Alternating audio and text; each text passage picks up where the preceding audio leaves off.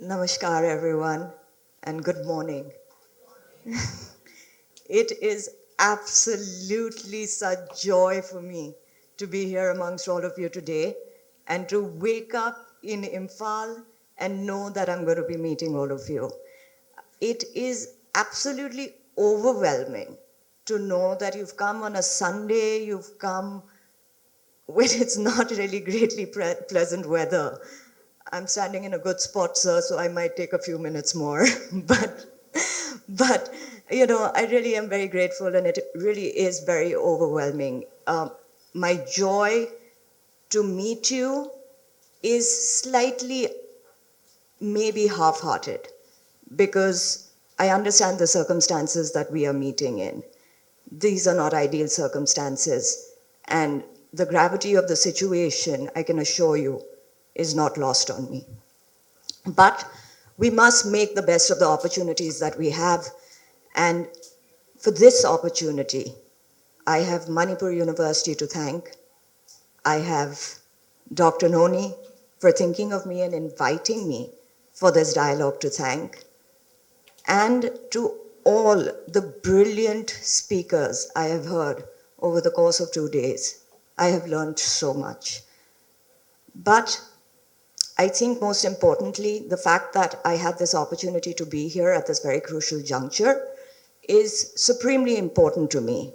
Because like they say, when you share joy, joy doubles. And when you share sorrow, sorrow becomes half of what it is. And I hope that my presence here today is an assurance to you that my support and my commitment to this cause is unwavering.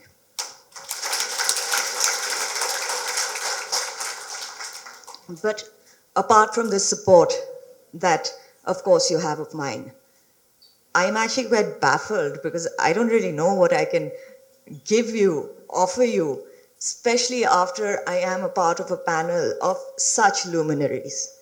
I can only learn from them, I can only learn from their experience and their brilliant, brilliant ideas. I may not agree with all of them, but I am sure you will forgive me for that, sir. Chairperson, with your permission, I would now like to address the talk.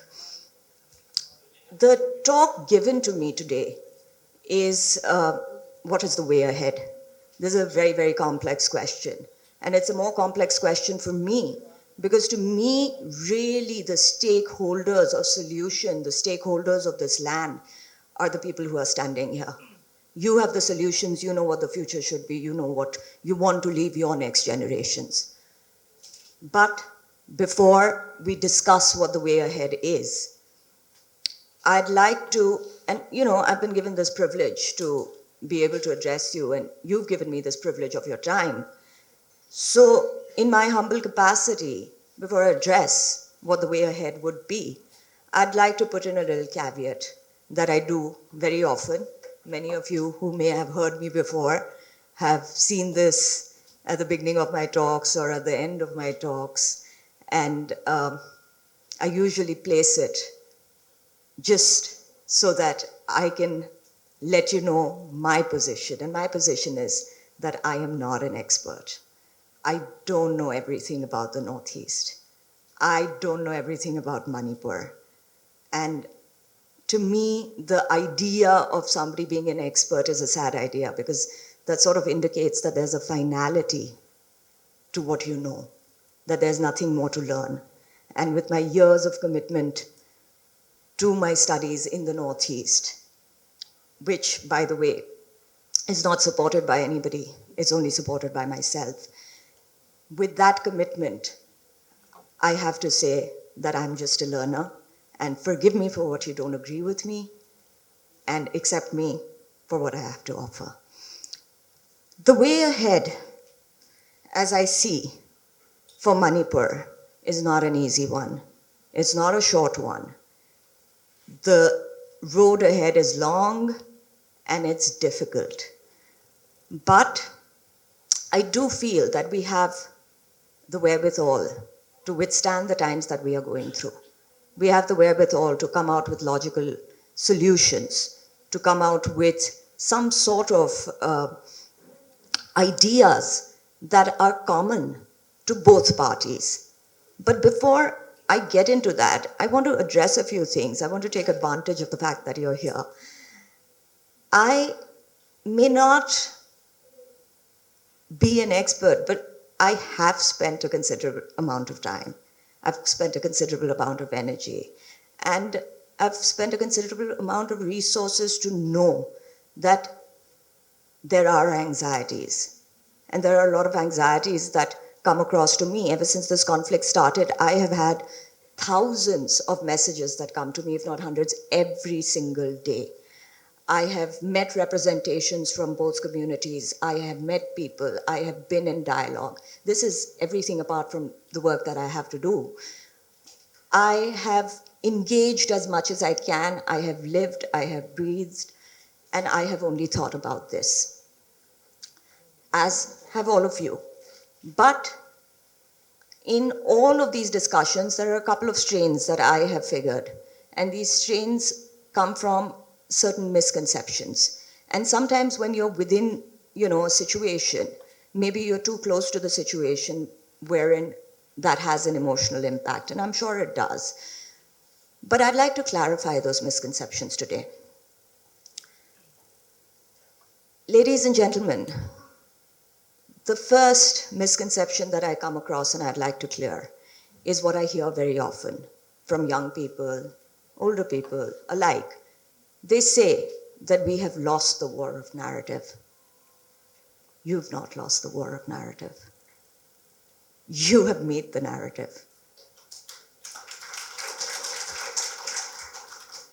Today, the rest of the country knows more about Manipur than they ever knew before. You have risen like the phoenix rises from the ashes. You've made a bad situation maybe work for you.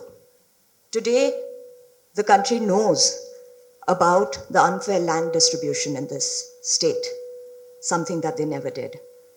Today, this country knows about infiltration, and that infiltration today they've realized is not just from Bangladesh, but from across the state, from Myanmar and from other such troubled regions. That point of view has changed, and they've come to realize the impact of this sort of infiltration.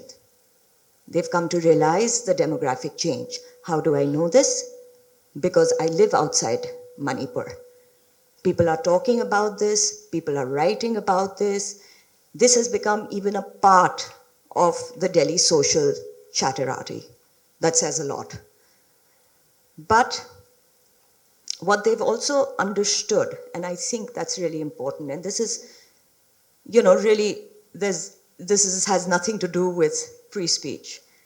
But they've also realized that you can't take Manipur lightly, that journalism cannot be peddled as propaganda, and that there will be consequences.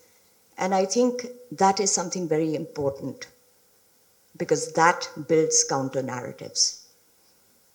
Number two, the other anxiety that I've noticed across platforms is the fact that nobody cares, that the country doesn't care. Ladies and gentlemen, that again is a misconception. I have never seen the country talk so much about the situation in Manipur. I remember in 2007 or 2008, there was a low-intensity bomb blast in Imphal, in ISKCON temple, I think. The first time it showed up in Delhi was on page 2 or 3 a couple of days later. Today, there are media channels that are running this for weeks, for months, and are continue following it.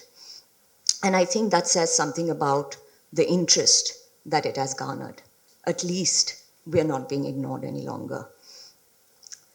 The media channels also today have an interest in maybe looking at the situation deeper and understanding the nuances of it.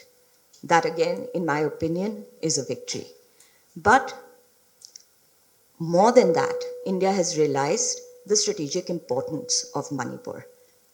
Many people didn't. You'll be surprised. We spoke about it loosely. We spoke about Northeast being very important to India and it being an integral part of our country and that it was ignored. But did we go into the details of it? No, we didn't go into the details of it. Did we know what was so important about it? No, we didn't know what was so important about it. But today, people realize the strategic value of Manipur, not just in the Northeast, but its strategic value to the future of this country.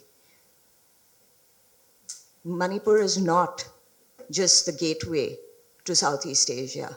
It is the golden gateway for India's future ambitions to be a balancing power between the East and the West.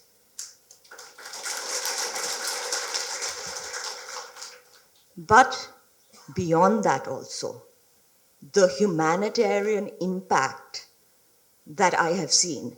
I've always found, and forgive me for generalizing, but I've always found that our country has been a little hesitant in moving towards a little bit of relief work or giving donations. But this time when people heard that I was coming to Imphal, I was so touched. There was not a single colleague, a single friend who didn't want to be a part of the relief work. Everybody wanted to do their bit. And that tells me a lot. But there is one third and final anxiety that I've seen in absolutely everyone. Everyone who messages me, everyone who calls me. That anxiety is of maintaining territorial integrity.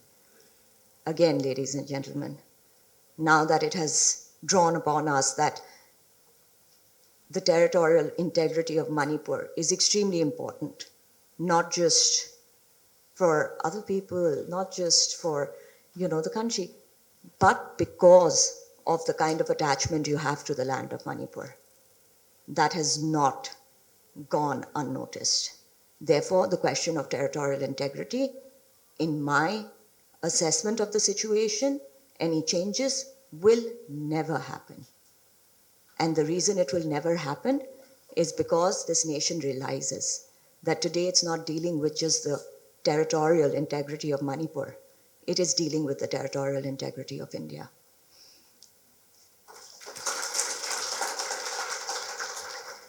But let me ask you this, and play devil's advocate.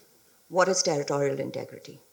If today you can't leave the valley, and people from other places cannot come into the valley, what does it mean to you in the larger context? These are difficult questions that we must answer for ourselves. Territorial integrity just does not mean a legal bifurcation. It means so much more. It means the access, let alone you. I think most of you here would not advise me to leave the valley. And that says something very deep to me and very disturbing to me. But of course, this is a country that is known for its a state that is known for its diversity, its inclusiveness. And of course, the country is known for its diversity and inclusiveness, and that spirit seems to be lost today. But let me also say this, that when we talk about diversity and inclusiveness, and it obviously has become a very popular topic to talk about, it makes us feel good about ourselves. Diversity and inclusiveness also has limitations. It also has to follow certain rules and regulations. And without the rule of law, diversity and inclusiveness can take a shape that will not going to suit any one of us. So therefore, what we need to do is we need to dialogue. Now, it's very easy, and I know my colleagues have given a great exposition on what should be done, but here's my problem with it. When you ask me, how do we go ahead? Yeah, simply I can say, I can say disarm, I can say disengage, and I can say dialogue. But who's going to disarm? Is anybody going to disarm? There is no trust.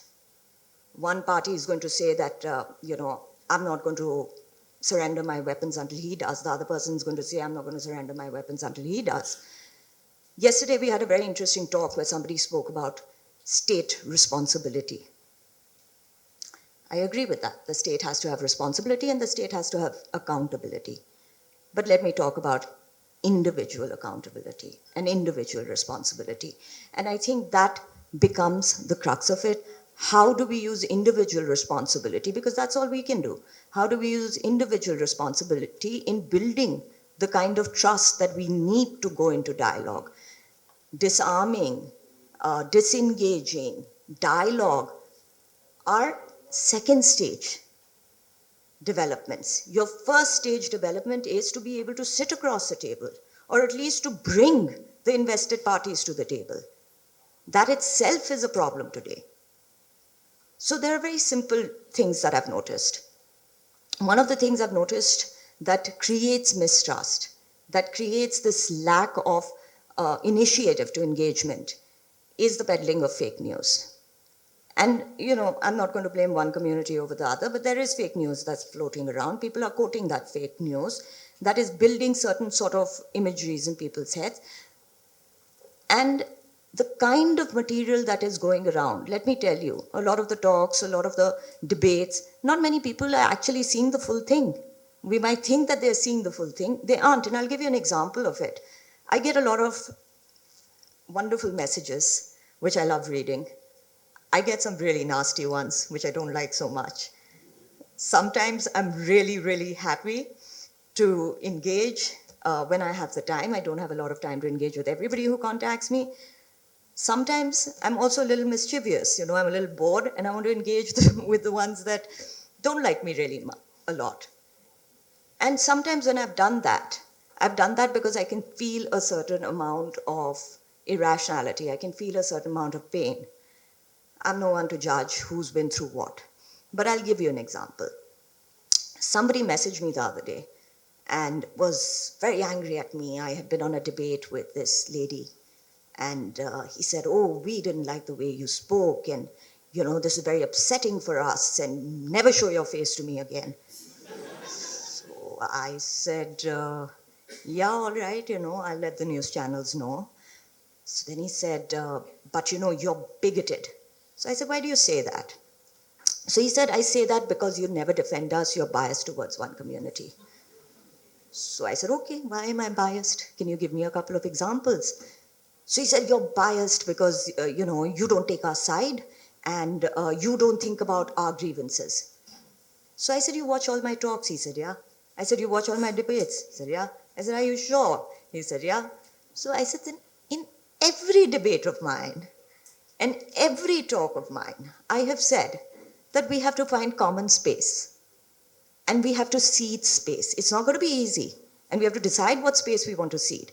But that is the kind of temperament we need to come on the table with. And therefore, if there are questions on development, if those are community anxieties, then we need to look into them." So he said, okay, but, I don't like the fact that you don't care about our security. When those two women, that video released, it was terrible because you didn't say anything. I said, "I didn't say anything." On national TV, I said, not only should the perpetrators be caught, but the observers and the people taking the videos should be caught. So he says, okay. So I said, "All right, what else?" So he says, "I don't think you should smile." I said, "What do you mean?" He said, "You should have seen the debater's face and it fell, and when you smile, it looks like you know too much." I said, "Okay, I can do that. I won't smile if that makes you feel better." But I said, let me show you something. So I don't usually save the nasty messages that come for me, and I've not been raised in the manner where I can actually repeat what is said to me. I neither choose to make it my victim card, but yeah, I do take a couple of screenshots. So I sent the screenshots to him. And I said, "So you were talking about grievances, and you were talking about being bigoted, and you were talking about hate. It comes both ways. And the difference here is I'm not pulling out the victim card. I'm not putting this diatribe together and putting it up on social media and saying, 'Come, save me. Look what a community is doing.' I don't sit there demonize and generalize the characteristics of what may be just of the fringe element. I always give credit to the fact that we will always have fringe elements in all communities. And that's the reality of life. But that does not mean that the whole community is like that." Anyhow, that was my example of how social media works and how we really aren't truthful to what we are reading. There is intellectual fraudulence. Number two, curtailing anger. I think you want to build trust, there's a certain way to dialogue. And I'm not just saying this to the people in this room, you know. The fact that you're here means you're open-minded enough to want to listen to me. But I'm saying this to the general public that has gotten involved in this conflict. You know, one is pitted against the other, nasty things are said, women are targeted. It's completely unhinged. What purpose it solves, I have no idea. You know, nobody is really making policies based on the abuses that are being hurled back and forth. Complete waste of time. Number three, thinking long term. You know, everything that I read on social media, everything that I read in, you know, the documents that are being sent to me is all about this one did this, that happened. Have you ever heard of the term the Gordian's knot? Gordian's knot. So the Gordian's knot is an interesting concept because it was put forth to Alexander. And it was this most complicated knot that nobody could unravel. And the person who would unravel it would be able to rule all of Asia, so as they said. So instead of unraveling it, Alexander sorted the problem out by taking his sword out and cutting it through. This is the need of the hour. You cannot keep going back and saying this happened, that happened. I am not absolutely saying that emotions don't run high and the pain is not real. But I'm just saying, if you're talking about the way forward, that way forward is not going to come from the past. It's going to come from the present, your actions today, and that is what is going to make you a roadmap that is strong enough to not give you artificial peace, to give you long-term peace. If you want artificial peace, many ways to have it. Have a dialogue, take out a document, say happy, happy, happy, joy, joy, joy. Come back to stage one, a year down the line, 5 years down the line, because that is not really the issue. We have to take the bull by its horns. And how is that going to happen? Now, this is what I want to say. The three areas that are really important is to disarm, is to disengage, and to dialogue. Now, what does disarm mean? Disarm means giving up your weapons. We know that's not going to happen. But how is it going to happen?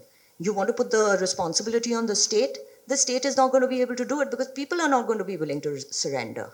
For them, that is their anxiety. So what you need to do is you need to concentrate on the dialogue. These are all interconnected. You need to concentrate on what really is going to allow them to come to the table, build that trust and say, okay, even if it's one person. How many of us have tried that? It's difficult, it's inconvenient, and it's ugly because you don't know what abuses will be hurled at you. But you've got to do what you've got to do, and you've got to work the tough routes to come out in the end victorious. Number two, disengage. What do I mean by disengage?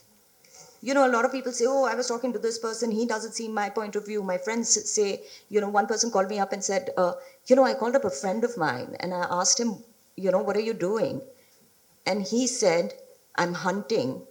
I won't take the name of the tribe.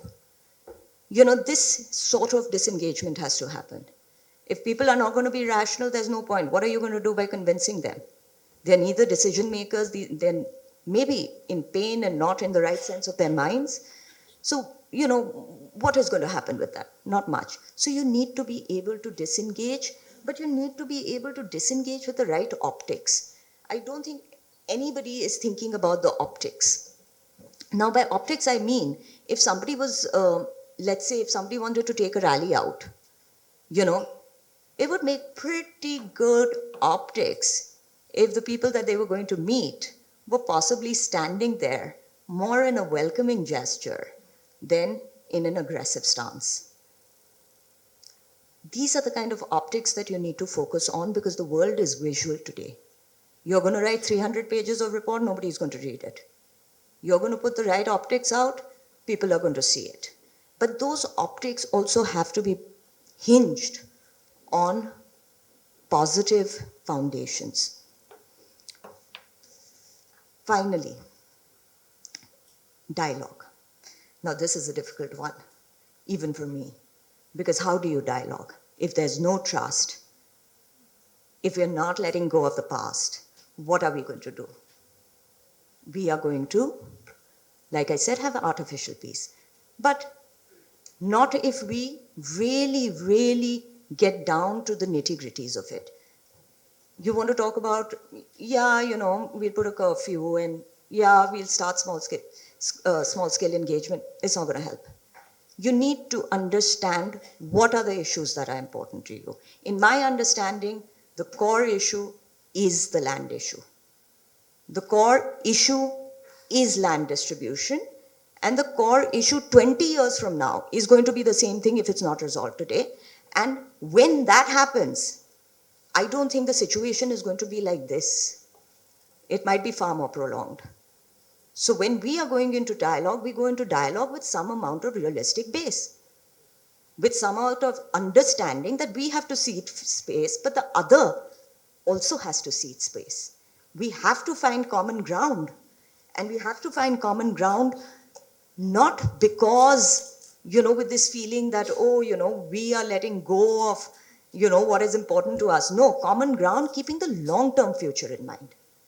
You can keep thinking about short term. You can keep thinking about what's going to happen in the next 1 month. Yeah, now there's relative peace. No, now there are skirmishes. No, the answers will come from your understanding of what you want long term. And like I said at the very beginning, nobody knows that better than you. But if you were to ask my humble opinion, I would say start with land reforms. Understand what your land reforms are. Understand the legalities of it. And other communities will have to find common ground to understand what this means to you. Because 20 years from now, 30 years from now, I can tell you, Imphal Valley is probably going to be unlivable. And if you're going to start thinking about long-term plans there, it might be too late. But apart from that, I did talk about the Gordian knot. Make a clean start. Make a clean start based on common concerns, based on the fact that you have this unique culture that has always accepted diversity. That's what interested me about Manipur in the first place, that the merger of the kind of cultures that happen, it has never happened anywhere in the country where mergers of cultures and religions was completely peaceful. There was always resistance. But in Manipur, it created a greater hybrid culture. In the spirit of that, in the memory of that, is what the dialogue needs to happen. But let me make it a little bit more pinpointed. And of course, we can discuss this later, and we can discuss this in detail. But my moderator, sir, here is very strict. So I don't want to give him any opportunity to interject. So while I'm closing, let me say this. I think it is important to consider that if the problem is development, then the answers have to come from solutions that address development, not separate states, not territorial, change, but development. And how does that happen? It happens, and honestly, I don't know how the whole dialogue has changed, because that seemed to be the concern earlier on, and now the concern seems to be something else. But if that is really the concern, then our incentive has to be development-based. And development, initiatives can be very easily taken, let me just throw the suggestion out there, maybe, giving more powers to ADCs, maybe some amount of legislative power, financial power. Let people be answerable to their own decisions and choices. Let that happen. But this is a decision for you to make. I don't have a stakeholding in this state. The second thing, I think, and I have to say that these suggestions that I'm making have come out of discussions and deliberations with other people as well. So this is not just, me brainstorming and saying this is what you should do. But I think it is also important to be able to have populations in areas that, today may be completely isolated towards only one. Maybe that can come through, and again, this is just a suggestion, can come through with the creation of maybe special economic zones in places like More and other areas in Churchandpur that will encourage people to come and settle there, that will give employment, that will give some sort of incentive. And who should be against that? Anybody who has the best of Manipur in mind, anybody who cares for the future of Manipur, cannot really have a reasonable objection to this. And if there is an objection, my friends, there is a problem. Finally, I think the problem is how open-minded we are. How open-minded we are to say that, okay, the past is a past. We can entertain these ideas based on the fact that, it is for the benefit of the state, and at least it begins a dialogue. But ladies and gentlemen, before I conclude, I want to say this, that this dialogue, and in solely my opinion, can only happen with the understanding of and with the foundation of the fact that dissent cannot be anarchy, that propaganda cannot be termed as journalism, and that finally, privilege cannot be bigoted and one-sided. So with that, my friends, thank you very much.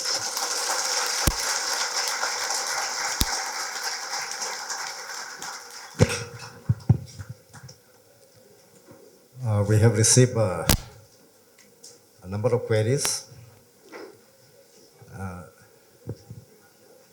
These are queries made to you.